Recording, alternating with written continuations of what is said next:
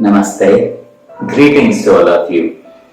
Grandmaster Chavakaksvi அவர்களுடைய Creative Transformation Golden Lotus Sutras on Spiritual Practice இந்த புத்தகத்திலிருந்து on Discipleship அப்படிங்கிற டாபிக்ல இன்னைக்கு வரக்கூடிய முக்கியமான சூத்ரா என்னங்கிறத இப்போ பார்ப்போம்.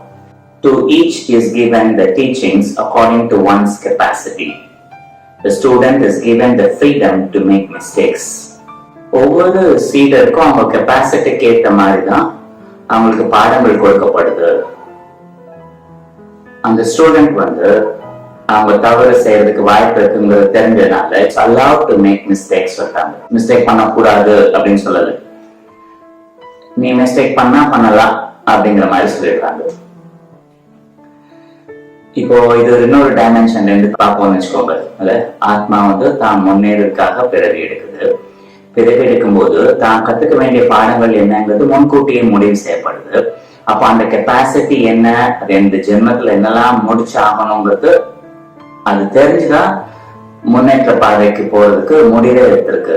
சோ அந்த கெப்பாசிட்டி ஷோரா அதுக்கு தெரியும்.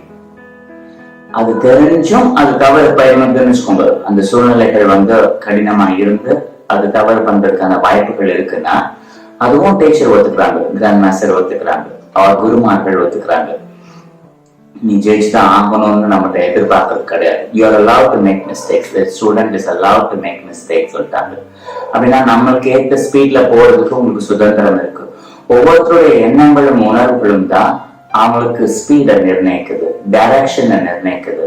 உங்க எண்ணங்கள் உணர்வுகள் தவறான திசை நோக்கி போச்சு அப்படின்னா அப்போ லேட் ஆகும், டிலே ஆகும், ஒன்னும் பிரச்சனையே கிடையாது. யாருக்கும் எந்த கருத்திலும் வராது.